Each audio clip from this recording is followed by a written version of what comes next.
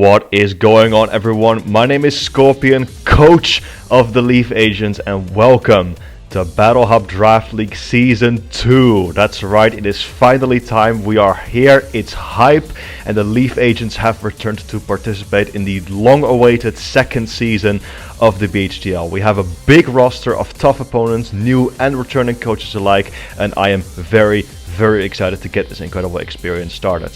Today we are bringing you our draft analysis for the coming season, taking a closer look at all the Pokemon that will carry the status of Leaf Agent for the coming season and that will be helping us throughout all the battles. There are 8 weeks during the regular season this time, and of course playoffs will follow as usual.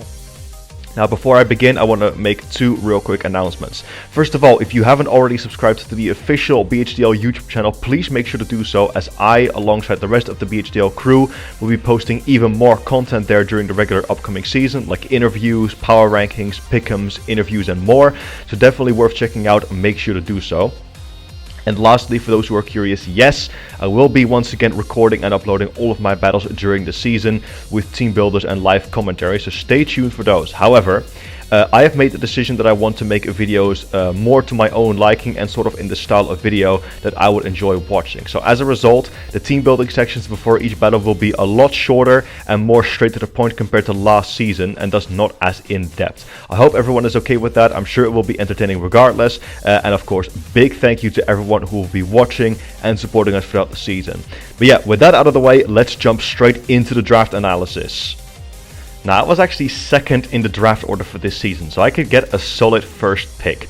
The first thing I wanted for my team was a fast, reliable Pokemon that could fill a variety of roles throughout the season.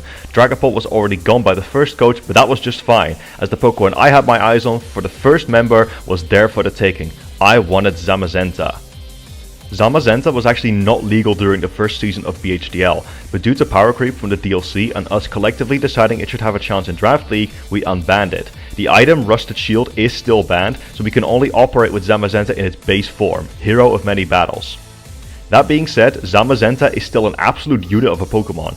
Its base 138 speed means it gets to jump on tons of other Pokemon in the league, which is very useful. It can set up with Iron Defense and then sweep with Body Press, made even easier with its Dauntless Shield ability, making it a fast, bulky and hard-hitting sweeper. It can go offensive with great stab options in close combat and Brick Break to break screens, as well as absolutely phenomenal coverage options in Crunch, Fire Fang, Heavy Slam, Stone Edge, Wild Charge, Psychic Fangs and more. Thanks to its pure fighting typing, it has no 4x weaknesses and a decent base 92 HP stat alongside base 115 defenses, and again, Dauntless Shield, it can go defensive as well if need be. Overall, I think Zamazenta is a very interesting, strong first pick, and I'm very excited to see how it does in the league. For my next pick, I wanted another decently fast, strong special attacker with good coverage options. I was originally looking for Iron Moth to secure a good fire type, but that unfortunately got sniped off of me. I was however able to secure an absolutely fine replacement for the team, being Thundurus Therian. Thundurus is another very versatile Pokemon. It can set up the sweep with Nasty Plot, has excellent coverage options with moves like Sludge Bomb, Focus Blast, Grass Knot and Flash Cannon, can go mixed or even physical with moves like Brick Break, Hammer Arm and Knock Off, and can stop setup and status with Taunt, and is also an excellent pivot with both Volt Switch and U-Turn. Its typing is also surprisingly good defensively, only having 2 weaknesses, 5 resistances and 2 very useful immunities in Ground and Electric thanks to Volt Absorb. After Thundurus, it was time to get my third pick. The Teal Mask DLC reintroduced a lot of new Pokemon, and among them were the Sinnoh starters, so I couldn't be happier to announce that my third Pokemon for the team this season is none other than my first Terra Captain and favorite Pokemon of all time, Torterra. BHDL has open Terra rules, and because of that, Torterra becomes a very volatile weapon as a Terra Captain. Its now infamous Shell Smash sweeping set is very difficult to stop, alongside excellent stab choices in Bullet Seed, Wood Hammer, Earthquake and even Headlong Rush, as well as unexpected coverage options like Superpower, Crunch, Zen Headbutt, Stone Edge and even Outrage. It can go defensive with things like Leech Seed, Iron Defense and Body Press, and stay healthy with Synthesis. I absolutely cannot wait to use Torterra during this coming season of the BHDL. I love this mon. After Torterra, I honestly just wanted to try another really cool Pokemon that I haven't really gotten to use in standard play, but that I would really love to give a try for this league. For my fourth choice, I chose Kleavor. Kleavor is a really cool Pokemon in Draft League as it can get those infamous Stealth Rocks up while attacking thanks to its signature move Stone Axe. With its amazing sharpness ability and base 135 attack stat, it's an awesome breaker to help monsters like Torterra and Zamazenta to come through later.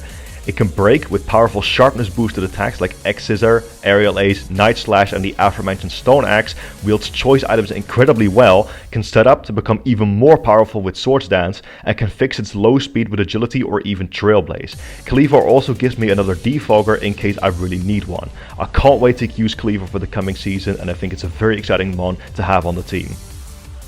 After Kleavor and for my next Pokemon, I wanted another defensive backbone, a fairy type to help my team against the otherwise unguarded dragon type moves, and some better hazard control, so Hatterene was my next pick.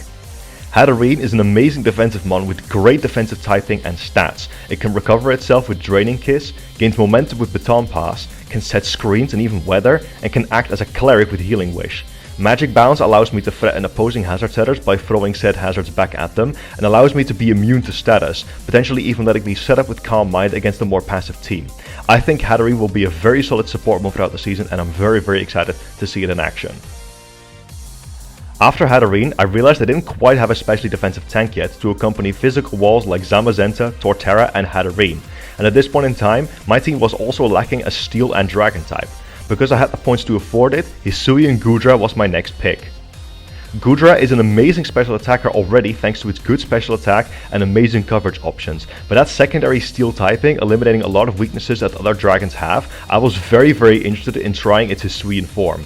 Hisuian Goodra is a borderline unbreakable special wall with Assault Vest, which is not passive at all thanks to its very good base 110 special attack stat and access to high base power moves like Draco Meteor, Fire Blast and Hydro Pump. It also has decent physical options with moves like Knock Off and Earthquake, which still come off of a very useful base 100 attack stat, and like I said, it forms a very nice Fairy Steel core with Hatterene. I used Hisuian Goodra with great success in OU before, so I can't wait to see how it does during this draft league. Coming into round 7, I realized I didn't have a good water type yet, and was also rather weak to Ghost due to not having a single dark or normal type. My thoughts immediately went to Hisuian Samurott, but that unfortunately got picked. So I took a big gamble with the points that I had left over and decided to get Greninja. Greninja is insane in draft, and the fact that it went undrafted for this long kind of baffles me. It has amazing stabs and coverage options with moves like Hydro Pump, Surf, Grass Knot, Extrasensory, Dark Pulse and Ice Beam on the special side, and can even use things like Low Kick, Trailblaze and Gong Shot on the physical side. It has priority options with Shadow Sneak and Water Shuriken, is another fast taunt user, and can clear stat changes with Haze. It can also lay both spikes and toxic spikes for my team, letting it support the squad even more, and has access to 3 amazing abilities in Torrent, Proteant, and of course the newly added Battle Bond. I can see Greninja being insanely useful during the season, and I'm very happy that I was able to pick it up. After Greninja, however, my point card was starting to get a little bit low, and it was time to secure a second Terra captain since most of the roles on my team are too expensive to fill that role. Because I wanted to avoid having my last 2 months be dead weight, my eyes immediately went to Oricorio. Oricorio has access to all of its forms in this draft league, meaning I can use all 4 typings depending on what I need for the matchup. With its access to getting Quiver Downs in Gen 9, it becomes a very deadly sweeper quickly due to boosting 3 stats at the same time. Its regular stats are not the greatest, but that's just fine as they're more than good enough to run over teams after enough boosts. With moves like Taunt and Roost, it can keep itself healthy in front of other threats and can boost up to try and go for a win.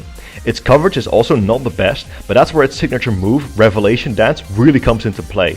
This move actually changes type depending on the type of the user, meaning it can also transform into the type that you Terastallize into. It's essentially a better Terra Blast.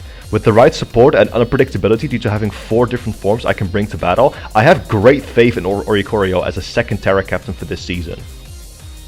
By this point, after getting Oricorio, I only had 2 points left over, both for the drafting process and assigning Terra captains.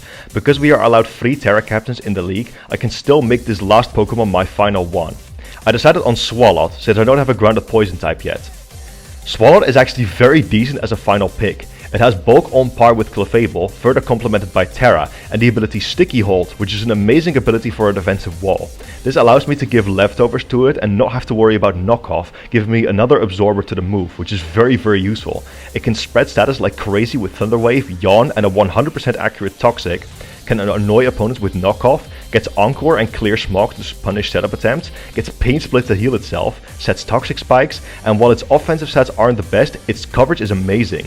It allows it to still potentially blow past things with a 4x weakness with moves like Ice Beam, Giga Train, Fire Punch, Earthquake, Shadow Ball, and Thunder Punch. I think Swallow rounds off my team beautifully and makes me overall very happy with the whole squad. And that's it, our team for Battle Hub Draft League Season 2. It is of course still subject to change in case we need to make some transactions throughout the season, but for now this is what we are heading into week 1 with. I am very happy with my team overall and I'm super excited to get the season started. For now I want to give you all a big thank you for watching and I hope to see you all for the upload of week 1 very soon. Peace guys, good luck to all the coaches in the league and take care.